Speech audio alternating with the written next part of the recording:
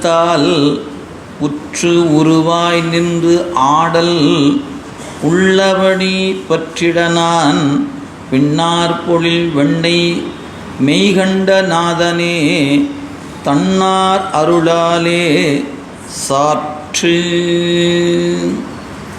இங்கே சொல்றாரு, நற்றவத்தோர் தாம் காண. இப்போ நடராச பெருமானை யார் காணலாம் அப்படின்னு கேட்டால், நல்ல தவம் உடையவர்கள் காணலாம்.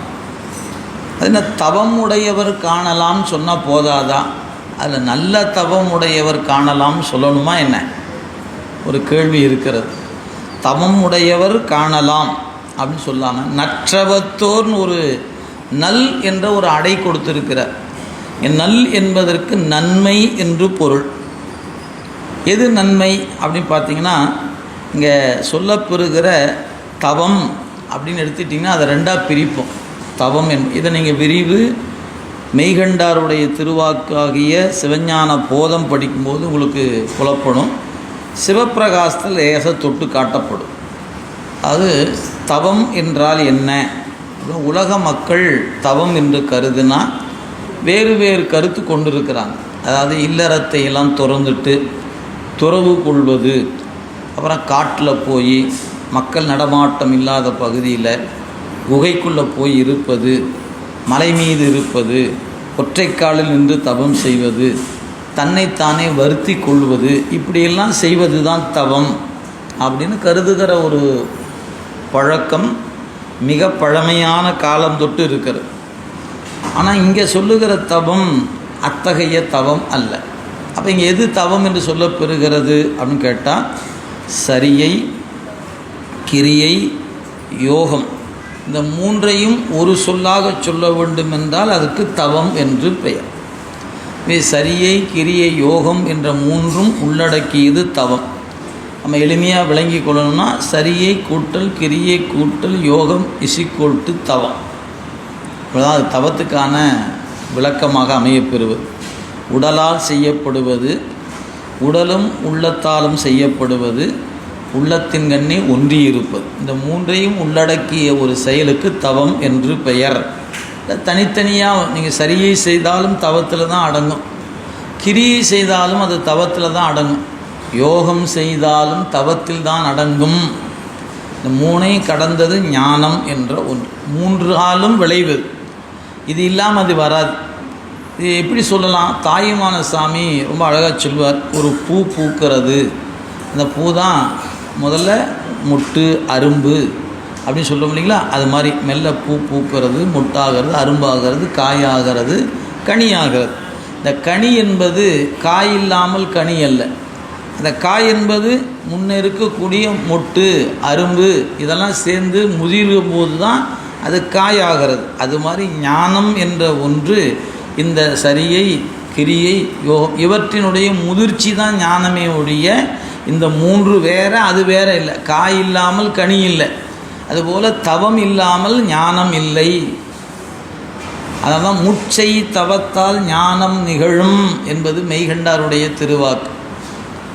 எங்கெல்லாம் ஞானத்தை பெறுகிற பெருமக்களுடைய செய்தி சொல்லப்படுகிறதோ அங்கெல்லாம் நீங்கள் பார்த்தீங்கன்னா முன்னை தவத்தால் பண்டை நற்றவத்தால் என்கிற தொடர் இடம்பெற்றிருப்பதை நீங்கள் திருமுறையிலும் பார்க்கலாம், சைவ சித்தாந்தத்திலும் பார்க்க முடியும். அந்த வகையில் நல் தவத்தோர், அப்போ சரியை, கிரியை, யோகம் என்கின்ற தவத்தை செய்து வருகின்றவர்கள் காணும் வண்ணமாக.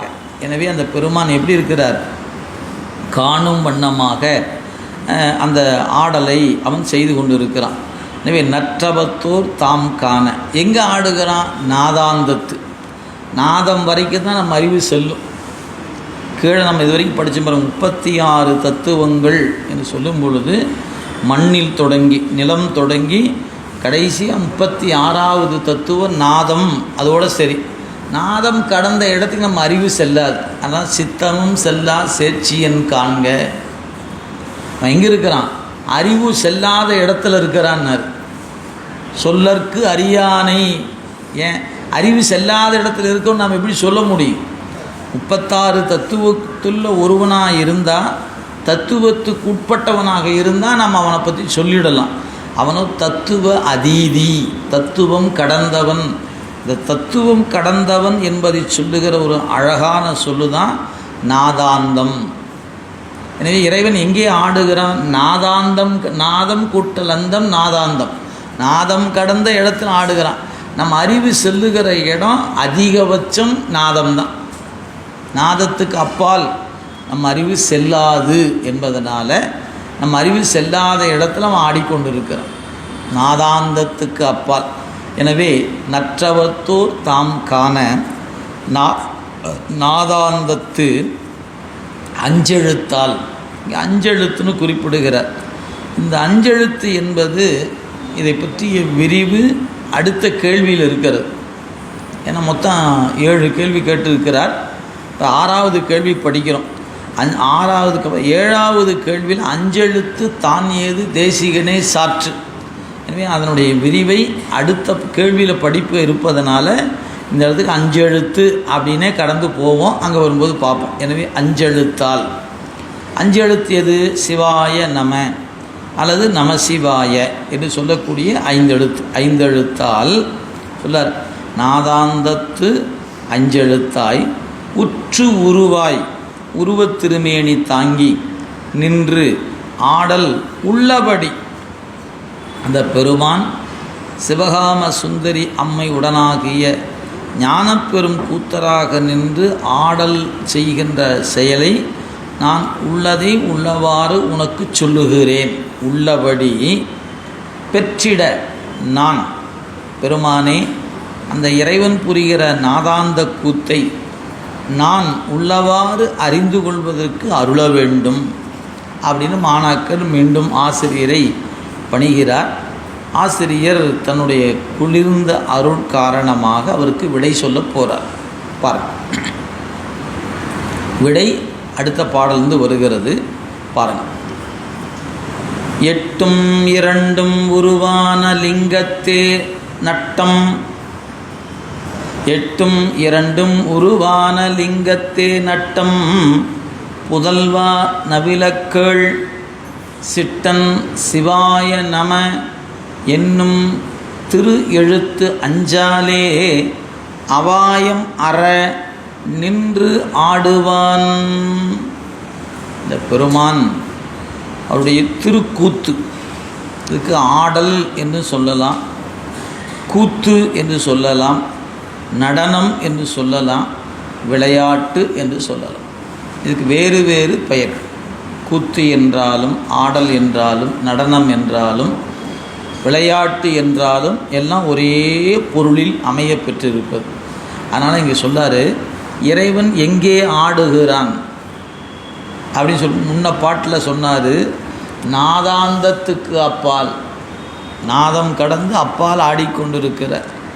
இப்போ அங்கே மட்டும்தான் ஆடுகிறாரா என்ன?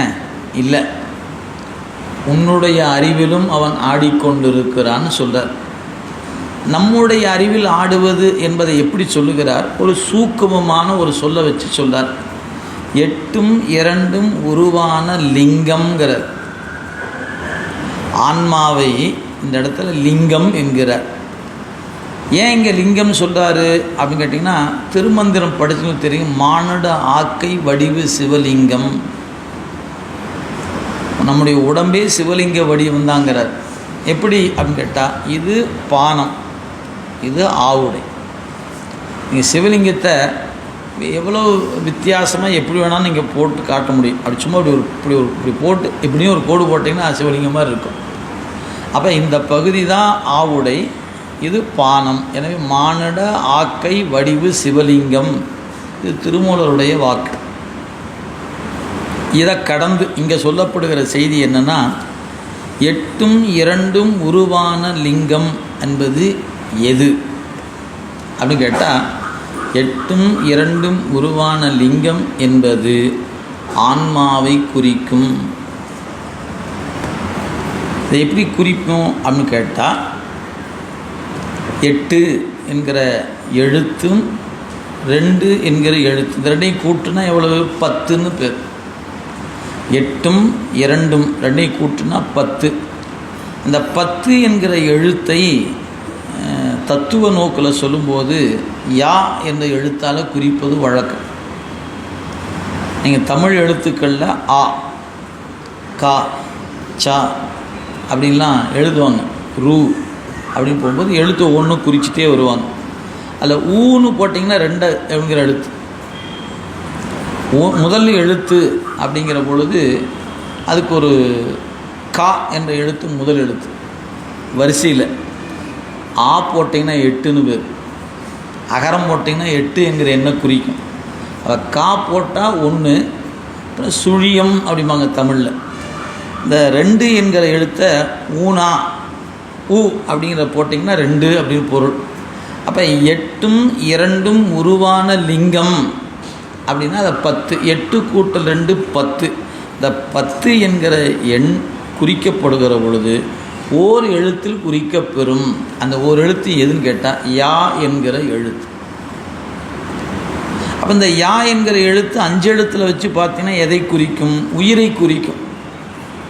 ஆன்மாவை குறிக்கிற எழுத்து யகரம் எங்கே இருக்குது? அடுத்த கேள்வியில் இருக்குது அந்த விடை. ஒருவேளை அந்த கேள்வி தெரியாதவங்களுக்கு மாணிக்கவாசர் முன்னே சொல்லிட்டார். 8ம் 2ம் அரியேனை பட்டி மண்டபம் ஏற்றினை ஏற்றினைன்னு சொன்னார். கண்ணார நீர் விட்டு அன்பரோடு யாவரும் காணவே பட்டி மண்டபம் ஏற்றினை ஏற்றினை எற்றினோடு 2ம் அரியேனையே. இப்போ அதில் என்ன குறிப்பு? மிக ஆழமான குறிப்பு. பொதுவாக சொன்னால், ரொம்ப லேசாக சொன்னால் 8 2னா 10, 10ன்னு கூட தெரியாத என்னை போய் ஆட்கொண்டீங்களே பெருமானே. கணக்கே தெரியாத ஒரு ஆளை போய் ஒரு அமைச்சராக ஆக்குறது மட்டும் இல்லை, கொண்டது உன்னுடைய தொண்டனாக ஆக்கிட்டியே என்று ஒரு பொருள். 8ம் 2ம் என்பது 10, 10 என்பது யகரம், யகரம் என்றால் ஆன்மா. நான் யார் என்று தெரியாத என்னை போய் ஆட்கொண்டிருக்கிறாயே பெருமானே என்பது ஒரு பார்வை. இன்னொன்று 8ம் 2ம் அப்படின்னு சொல்லும்போது 8 என்பது ஆ என்ற எழுத்தில், 2 ஊ என்ற எழுத்தில். இந்த ஆ ஊ அப்படின்னு சொல்லி பாருங்களேன், இம் தானாக வந்துடும். ஆ அப்படின்னு சொன்னால் வாயை திறந்துருவோம். ஊ அப்படின்றீங்க வந்துடும். இம் என்பது நீங்கள் சொல்லலாம் வேண்டாம், வாயை மூடும்போது இம் தானாக வந்துடும். அப்புறம் என்ன அர்த்தம்? அகரம் உகரம் மகரம் வந்துருச்சு. இந்த 3 சேர்ந்தால் ஓம் என்ற பிரணவம். எனக்கு ஓம் என்கிற பிரணவத்தின் பொருள் தெரியாத என்னை இந்த சபையில் ஏற்றிட்டிய பெருமானேன்னு பொருள். இப்போ மணிவாசகர் 3 செய்தி அதில் பதிவு செய்தார். கண்ணார நீரு இட்ட அன்பரோடு யாவரும் காணவே பட்டி மண்டபம் ஏற்றினை ஏற்றினை எட்டினோடு 2ம் அரியேனையே. அந்த 8னோடு 2 அரியேனை என்பதற்கு 3 வகையாக நீங்கள் பொருள் செய்து கொள்ளலாம். 1 8 2 10 சாதாரண கணக்கு, இதுவே தெரியாத எண்ணெய்னு ஒரு பொருள். இன்னொரு பொருள் 8 2 10 அதை குறிக்கிற எழுத்து யகரம், யகரம் என்றால் ஆன்மா. எனவே நான் என்னையே அறியாதிருக்கிற எண்ணெய்னு பொருளாயிற்று. 3வது அகரம் உகரம் மகரம் என்றால் பிரணவம் என்று பொருள். ஓம் என்ற பொருள் தெரியாத என்னை மண்டபத்தில் ஏற்றி வைத்து விட்டாய் என்று பொருள். ஒன்றை பிடிச்சா ஒன்று எங்கே உதவி செய்துன்னு பாருங்கள். அப்போ இங்கே 8ம் 2ம் உருவான லிங்கம் என்பதற்கு, ஆன்மா என்பதற்கு மணிவாசகர் சொன்ன திருச்சதகத்தில் விடை இருக்கிறது. அப்போ திருமுறையை கொண்டு சித்தாந்தத்தையும், சித்தாந்தத்தை கொண்டு திருமுறையையும் நாம் விளங்கி கொள்ளுதல் வேண்டும். இதுக்கு அது துணை, அதுக்கு இது துணை, ஒன்றுக்கு ஒன்று துணையாக நிற்பது என்பதை அறிந்து கொள்ளலாம். எனவே 8ம் 2ம் உருவான லிங்கம், அந்த லிங்கத்தே என்னது? நட்டம். நட்டம் என்பதற்கு நடனம் என்று பொருள். நட்டம் நாம் இன்னைக்கு லாப நட்டம் இருக்குது, அந்த நட்டம் இல்லை. இது நட்டம் பயின்றாடும் நாதனை, அந்த நட்டம். நாள்தோறும் ஒரு நட்டப் பெருமானை நாளும் தொழுவோமே. நம்முடைய ஞானசம்பந்த பெருந்தகை கற்றாங்கெரியோம்பி அந்த பதிகத்தில் நட்டப் பெருமானை நாளும் தொழுவோம்னர், ஒவ்வொரு நாளும் கும்பிடுவோமேனர். இவை இறைவனை நட்டம் புரிகின்ற இறைவன் அப்படின்னு சொல்வதனால இங்கே நட்டம் என்பது நடனத்தை குறித்தது, நடனம் என்பதனால். எனவே 8ம் 2ம் உருவான லிங்கத்தே நட்டம், இறைவனுடைய நடனம். புதல்வா மகனே, ஆசிரியர் முதல்ல என்ன சொன்னார்? நீங்கள் பார்த்தீங்கன்னா தெரியும், நம்ம சிவஞான போதம் படிக்கும்போது பேதாயும்பார். அவரை முடிக்கும்போது அவரை நல்ல தவமுடைய மகனேம்பார். அது மாதிரி இங்கே மகனேங்கிறார். புதல்வா நவிலக்கள், நான் சொல்கிறேன், கவனமாக கேட்டுக்கள். அப்போ உனக்கு நீ கேட்ட நாதனுடைய நடம்னா என்னன்னு கேட்டேன் இல்லையா, நடனத்தை பற்றி நான் சொல்கிறேன், நீ கொஞ்சம் கவனமாக கேட்டுக்கொள் அப்படின்னு சொல்கிறார். என்ன சொல்ல வர்றாரு? சிட்டன். சிட்டன் என்ற சொல்லுக்கு மேலானவன் என்று பொருள். சிட்டனை சிவலோகனை என்பது தேவாரம். சிட்டனை சிவலோகனை அப்படின்னு பிட்டு நேர்வட மண் சுமந்த பெருந்துரை பெரும் பித்தனே அப்படிங்கிற அந்த பாட்டு சிட்டனே அப்படிம்பார். அப்போ மணிவாசக பெருமானும் அந்த சொல்லை பயன்படுத்தி இருக்கிறார். சிட்டனை சிவலோகனை சிறு நாயினும் கடையாய வெங்கட்டனேனையும் ஆட்கொள்வான் வந்து காட்டினாய் கழுக்குன்றிலே. எனவே சிட்டன் சிவலோகன், சிட்டன் என்ற சொல் மேலானவன் என்று பொருள். பாண்டி கொடுமுடி தேவாரத்தில் சிட்டன் என்று அப்பர் சுவாமி பயன்படுத்துகிறார். இப்படி பல இடங்களில் குறிப்புகள் இருக்குன்னா நீங்கள் பார்த்துக்கொள்ள. எனவே சிட்டன் சிவாய நம எனும் திரு எழுத்து அஞ்சாலே. ஒரு நல்ல ஒரு குறிப்பு என்னென்னா, அஞ்செழுத்து அஞ்செழுத்துன்னு சொன்னால் எதை குறிக்கும் அப்படின்னா சிவாய நம என்பதை குறிக்கும். அதை குறிக்கலைன்னா ஏன் வேறு நமசிவாயத்தை குறிக்காதா என்ன? அஞ்செழுத்துன்னு சொன்னால் சிவாய நம என்பதை குறிக்குமா இல்லை நமசிவாய என்பதை குறிக்குமா அப்படின்னு உங்களுக்கு ஒரு கேள்வி எழுமானால் இந்த பாட்டு ஒரு சான்று. எது? அஞ்செழுத்து என்றாலே சிவாய நமன்னா சொல்லணுங்கிறார். அவன் நமச்சிவாயன் சொல்லக்கூடாது. அப்படி இருந்தால் நமச்சிவாயனே சொல்லிடுவார். அதனால் மூவர் பெருமக்களும் தேவார பதிகங்களில் நமச்சிவாயவே நமச்சிவாயவே நமச்சிவாயவேன்னு பாட்டாங்க. காதலாகி கசிந்து கண்ணீர் மல்கி ஓதுவாதமை நன்னெறி குய்ப்பது வேதம் நான்கினும் மெய்ப்பொருளாவது நாதன் நாமம் நமச்சிவாயவே. இச்சு வரணும், மறந்துடக்கூடாது. அங்கே நமசிவாயன்னு படிக்கக்கூடாது, இச்சு போட்டு தான் சொல்லணும். அதுதான் சொற்றுணை வேதியன் சோதி வானவன் பொற்றுணை திருந்தடி பொருந்த கைதுல கற்றுணை பூட்டி ஓர் கடலில் பாய்ச்சினும் நற்றுணையாவது நமச்சிவாயவே. மற்றுவற்றனக்கின்றி நின் திருப்பாதமே மனம் பாவித்தேன் பெற்றலும் பிறந்தேன் இனி பிறவாத தன்மை வந்து எய்தினேன் கற்றவர் தொழுது ஏத்தும் சீர் கரையூறி பாண்டி கொடுமுடி நற்றவா உன்னை நான் மறைக்கும் சொல்லும்னா நமச்சிவாயவே. இதெல்லாம் மூவர் பெருமக்களும் கொடுத்த பதிகம். ஞானசம்பந்த பெருமா ஒரு அஞ்செழுத்து பதிகம் ஒன்று பாடியிருக்கிறார். துஞ்சலும் துஞ்சல் இல்லாத பொழுதிலும் நெஞ்சகம் நைந்து நினைமின் நாள்தோறும் வஞ்சகம் அற்று அடி வாழ்த்த வந்த கூற்று அஞ்ச உதைத்தன அஞ்செழுத்துமே. அப்போ இங்கே அஞ்செழுத்து என்பது எதை குறித்தது? சிவாய நம என்ற மந்திரத்தை குறித்து. ஏன்? அங்கையில் ஐவீரல் அஞ்செழுத்துமே. அவருடைய தேவாரமே அங்கையில் ஐவீரல் அஞ்செழுத்துமே. அதை அப்போ எதை குறிக்கும்? சி வ ய ந ம. இது அஞ்செழுத்து. இந்த அஞ்செழுத்து என்று சொல்லக்கூடிய எழுத்து எல்லா காலத்தும் இருக்கிற பொருளை குறிப்பது செய்தி. எனவே 8ம் 2ம் உருவான லிங்கத்தே நாதனுடைய நட்டம். நான் சொல்கிறேன், நீ கவனமாக கேட்டுக்கோ. நவிலக்கள் சிட்டன் சிவாய நம என்னும் திரு எழுத்து அஞ்சாலே. இதுக்கு பேர் திரு எழுத்து அப்படின்னு பேர். இப்படி திரு எழுத்து அஞ்சாலே அவாயம் அற. அவாயம்னா துன்பம். துன்பம் நீங்கும்படியாக நின்று ஆடல். அந்த பெருமான் என்ன பண்ணுறான் அப்படின்னு கேட்டால் நின்று ஆடுவான். எனவே அந்த ஆடலுடைய நோக்கம் என்னென்னா அவாயம் அற. யாருக்கு? நம்ம போல் இருக்கிற உயிர்களுக்கு துன்ப நீக்கத்துக்காகவே அவன் நடனம் புரிகின்றான். இந்த உண்மை தெரியாமல் அவர் நடராசர் என்றால் நமக்கு பெரும் துன்பத்தை செய்து விடுவார். ஏன்? ஆடிக்கொண்டிருப்பவர் நம்மையெல்லாம் ஆட்டி வைத்து விடுவார் அப்படின்னு கருதி கொண்டு நடராசர் திருமேனி வீட்டில் வைக்கலாமா வேண்டாமா, நிறைய ஆராய்ச்சிக்கு அப்புறம் வைக்கலாம் அப்படின்னு தோணும். சரின்னு வைக்கிற அன்னைக்கு போத்து எங்கேயாவது போய் கையை காலை எங்கேயாவது போய் இடிச்சுக்குவோம். பார்த்தியா அன்னைக்கே சொன்னனே வைக்காதேன்னு சொன்னனே போய் வச்சுட்டியே. அதனால் நடராசர் வந்த காட்டி தான் காலை இடிச்சுக்கிட்டோம் கையை இடிச்சுக்கிட்டோன்னு ஆகிடும்.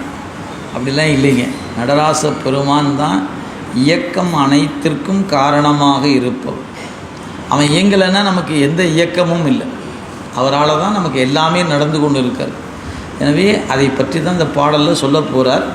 அதனால் சிவாய நம எனும் திரு எழுத்து அஞ்சாலே எதுக்கு ஆடுகிறார்? அபாயம் அற, அபாயம் அப்படின்னு துன்பம், அற துன்பம் நீங்குவதற்காக அவன் என்ன பண்ணுறான்? நின்று ஆடுவான். அப்போ இறைவனுடைய நடனத்தினுடைய நோக்கம் உயிர்களுக்குரிய துன்ப நீக்கத்துக்காக இறைவன் நடனம் புரிகின்றான் அப்படிங்கிற செய்தியை இங்கே கொடுத்துருக்கிறார். சரி, அப்படிப்பட்ட அந்த இறைவன் ஆடுகிற அந்த கூத்தினை நம்முடைய இந்த நூல் விரிவாக வகைப்படுத்தி சொல்லுகிறது. இந்த நடராசை பற்றிய செய்தியை இந்த நூலை தவிர்த்து வேறு நூலை படிச்சுன்னா இல்லை.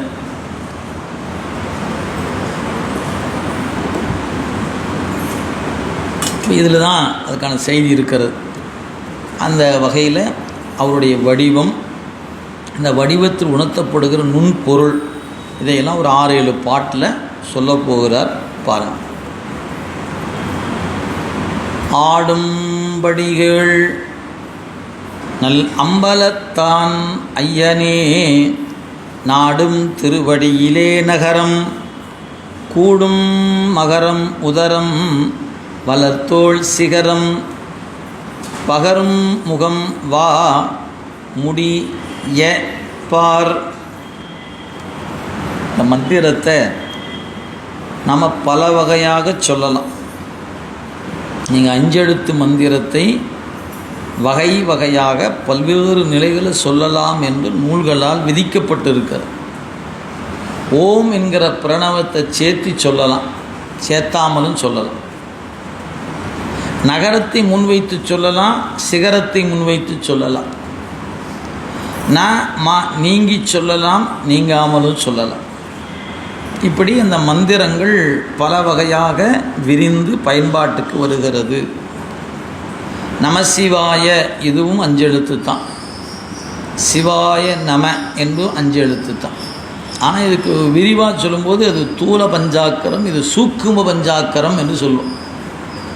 அப்போ இந்த இடத்துல அவர் என்ன சொல்லுகிறார் அப்படிங்கிறத நம்ம சிவாய நம என்ற மந்திரத்தை கொண்டவன் ஆடிக்கொண்டிருக்கிறான். அதை பற்றி சொல்லணும்னா என்ன சொல்லணும் அப்படின்னு கேட்டால், அந்த வடிவத்தை வைத்து கொண்டு நமக்கு காட்டுகிறார். எனவே நமசிவாய என்பதே இறைவனுக்கு திருமேனியாக நிற்கிறது. அப்போ அந்த எழுத்தை சொன்னால் அந்த வடிவம் நிற்கணும். எப்போ? தியானிப்பவனுக்கு. அப்போ கண்ணை மூடி உட்காந்துட்டேன், ந ம சி வ ய அப்படின்னா எழுத்து சொல்லும்போது எனக்கு அந்த வடிவம் நிற்கணும். அப்படின்னா என்ன பண்ணணும்? கோயிலுக்கு போகும்போது நடராசரை பார்க்கும்போது அந்த மந்திரம் சொல்லி சொல்லி பார்க்கணும். இது ந அப்படின்னா திருவடி, ம வயிறு, அப்போ ந ம சி 2 தோள், வா முகம், யா முடி. இப்போ ந ம சி வா ய மந்திரத்தை 2 வகையாக கணிக்கலாம். உத்தராக்கு மணி கொண்டு கணிச்சிங்கன்னா அதுக்கு பேர் ஜபம்னு பேர். நமசிவாய நமசிவாய நமசிவாய் அப்படி ஒன்று சொன்னனே ஒன்று தள்ளி தள்ளி விடுவோம். அப்படி மணிகள் கொண்டு வெளியே கணிப்பதற்கு பேர். அதுவே கண்ணை மூடி உட்காந்துட்டோம், மந்திரம் சொல்லிகிட்டே இருக்கிறோம். இது கருவிகள் இல்லாமல் சொல்லிக்கொண்டே இருப்பது. அப்படி உருத்திராக்க மணி முதலானவற்றை தவிர்த்து நீங்கள் செய்தீங்கன்னா அது உள்ளத்தில் கணிப்பது. அப்படி கணிக்கும்போது இந்த வடிவத்தை உள்ளத்தில் நிலைநிறுத்தி கணிக்கணும். அப்படி கணிச்சிங்கன்னா தியானம் என்று பெயராகும். அப்போ ஜபமாலை கொண்டு கணிக்கப்படுகிற பொழுது அது ஜபம் என்று சொல்லப்பெறுகிறது.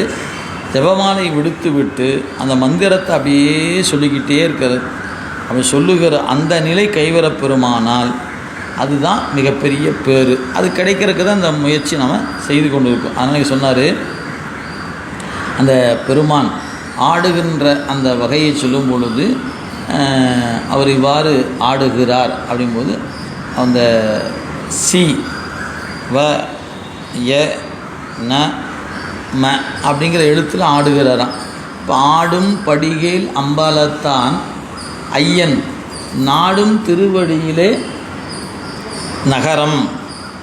அப்போ நீங்கள் இப்போ நீங்கள் கண்ணை மூடி உட்காந்து ஜபம் பண்ணுகிறீங்கன்னா ஒரு பிரச்சனையும் இல்லை.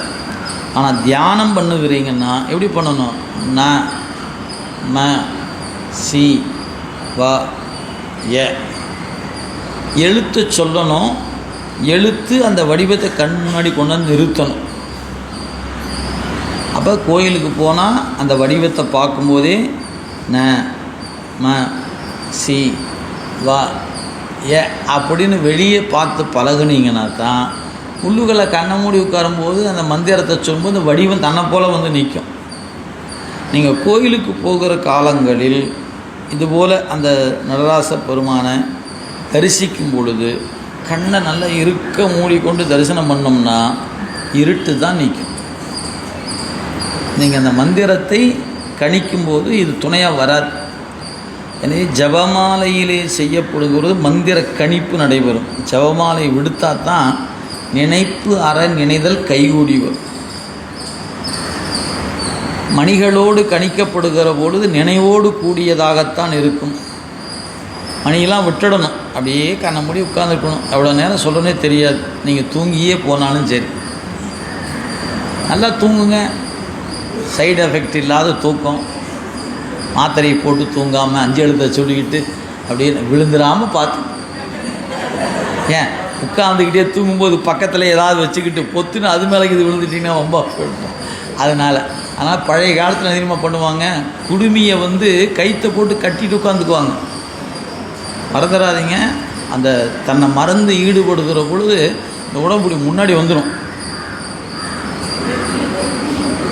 ஆனால் உங்களுக்கு என்ன தோணும்னா நேராக உட்காந்துருக்க மாதிரியே தோணும். உங்களுக்கு நம்ம சாய்ந்துட்டோன்னு தோணாது. வேடிக்கை பார்க்குறவங்களுக்கு தான் நீங்கள் சாஞ்சிட்டீங்கன்னு தோணுமே ஒழிய ஜபித்து கொண்டு இருப்பவருக்கு அப்படியே பத்மாசனம் உட்கார்ந்த மாதிரியே இருக்கும். அதாங்க மறந்து போதல். சத்தம் கேட்காது, ஒன்றும் கேட்காது.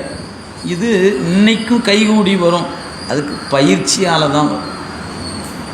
நாள்தோறும் சொல்லணும். நம்ம உட்கார்ந்த உடனே அது வராதுன்னு முடிவு பண்ணிட்டோம், நமக்கு வரவே வராது. அதை உட்கார்ந்து பார்த்த உடனே என்ன ஆச்சு, அது உட்கார்ந்து பார்த்தனுங்க, அப்போ தான் எல்லாமே கண்ட குப்பையெல்லாம் வருது. அதனால் ஏன் வம்பு, நமக்கு வேண்டாம்னு விட்டுட்டேன். இது என்னைக்கு போனாலும் இந்த பிரச்சனை வரும். இன்னும் ஒரு 10 வருஷம் கழித்து போனால் ஓஞ்சி போயிடுமா என்ன? அப்போவும் நிற்கும். ஆனால் இன்னும் முயற்சி பண்ணிங்கன்னா 10 வருஷத்தில் கைகூடி வந்துடும்.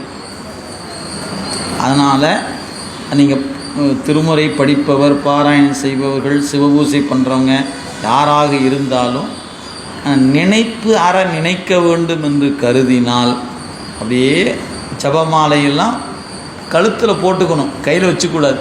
கண்ணை மூடி உட்காந்துக்குவோம். எவ்வளவு போதும் போட்டோம், நீ போய் சுற்று போ, விடுங்க, சுற்றிட்டு வா, பார்த்துக்கலாம்.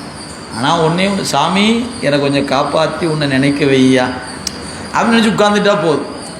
ஏன், அவன் தானே அந்த நினைப்பு கொடுக்கணும். மனம் எனும் தோணி வற்றி மதியெனும் கோலை ஊன்றி சினம் எனும் சரக்கை ஏற்றி செறிகடல் ஓடும்போது மதன் எனும் பாறை தாக்கி மறியும் போது அறிய ஒண்ணாது உனை உணும் உணர்வை நல்காய் ஒற்றியூர் உடைய கோவே. சாமி, நான் உன்னையே நினைக்கிறதுக்கு ஒரு அருள் செய் அப்படின்னு கேட்டார் அவர். அப்போ நான் செய்கிறேன் நினச்சோம்னு செய்ய முடியாது. சாமி கொஞ்சம் பார்த்து இந்த மாட்டை கொஞ்சம் ஒரு சரிப்படுத்தி குடியா அப்படின்னு நம்மளை ஒரு நெறிப்படுத்தி கொடு என்று வேண்டி அமர்வீர்களானால் நிச்சயமாக வாய்க்கும். இல்லையா, நானும் முயற்சி பார்த்தேன், என்ன வந்த பாட்டை காணோம் அப்படின்னா நெடுங்கல பதியத்தை பாடிட்டு உட்காருங்க. நெஞ்சம் நின்னோடு நிலா வகை இடும்பைகள் தீர்த்து அருள் செய் என நெடுங்கலத்து ஆதியை இடர்களையாய் நெடுங்கலம் மேயவனேன்னு பாடினார். சொன்னவர் தெய்வ சேக்கிழார் பெருந்தகை. அந்த பதிகத்துக்குரிய ஆற்றல் என்ன தெரியுங்களா? நெஞ்சு அவன்கிட்ட போக மாட்டேங்குது, நெஞ்சு அவன்கிட்ட அவங்களுக்கான பதிகம். நாம் இடர்களையும் பதிகம்னா நினச்சிட்டோம், ஆபீஸில் இடராக இருக்குது, பக்கத்து வீட்டுக்காரர் இடர் பண்ணுறாங்க, எனவே இடர்களையாய் நெடுங்கலமேயவனே அப்படின்னு அதுக்கு படிச்சுட்டு இருக்கிறோம். உண்மையிலேயே அதுக்கெல்லாம் இல்லை. அது நெஞ்சு நின்னொடு நிலா வகை இடும்பைகள் தீர்த்து அருள் செய். பெரிய புராணத்தில் மூலத்தை படிச்சிங்கன்னா தான் இந்த பதிகம் இதற்காக பாடப்பட்டு என்கிற செய்தி தெரியும். இல்லைன்னா நம்ம வெறும் மேலோட்டமாக படிக்கும்போது துன்ப நீக்கத்துக்கான பதிகம் படிப்போம். துன்பம் நீக்காதான் என்ன நீக்கும், ஆனால் அது மட்டுமே அதனுடைய வேலை இல்லை. அதையெல்லாம் கடந்து நெஞ்சத்தை கொண்டு அவன்கிட்ட சேர்க்கிற வேலையை செஞ்சு கொடுத்துரு அந்த பதிகம். எனவே அவசியம் நாம் கொஞ்சம் கொஞ்சம் முயற்சி பண்ணணும். இன்றைக்கி ஒரு நிமிடம் உட்கார்ந்தாலும் பரவாயில்ல, 5 நிமிஷம் இப்படியே உட்கார்ந்து பழகுங்க. பழகினாலன்றி இந்த பழக்கம் கைவர பெறாது. அதனால் அவசியம் முயற்சி பண்ணுங்க. சரி, 8ம் 2ம் உருவான லிங்கத்தே நாதன் நட்டம் புதல்வா நவிலக்கள் சிட்டன் மேலானவன் சிவாய நம என்னும் திரு எழுத்து அஞ்சாலே அவாயம் அற. இங்கே துன்பம் அற. எத்தகைய துன்பம்? இங்கே துன்பம் என்பதற்கு என்ன உரை கொடுத்துருக்காருன்னு அப்படியே உரை பாருங்கள். பிறவி அப்படிங்கிறதான் துன்பம். அப்படியே அந்த உரையை நான் முதல்ந்து படிக்கிறேன், அப்படியே பாருங்கள். மாணாக்கனே, 8ம் 2ம் உருவாயிருக்கின்ற எகரமாகிய ஆன்மாவிடத்திலே செய்யும் நடனத்தை சொல்ல கேட்பாயாக. மேலான இறைவன் சிவாய நம என்ற திரு எழுத்தாலே திருவுருவா கொண்டு ஆன்மாக்களின் பிறவி நீங்க நடனம் செய்கின்றான். பாட்டு என்ன சொல்லுது? அவாயம் அரங்குது. உரை சொல்லுது பிறவி நீங்கன்னு. அப்போ எது அவாயம்? பிறவியே அவாயம்தான். நாம் பிறவியில் துன்பம் வந்துச்சுன்னு கவலைப்படுறோம், பிறவியே துன்பந்தாயா?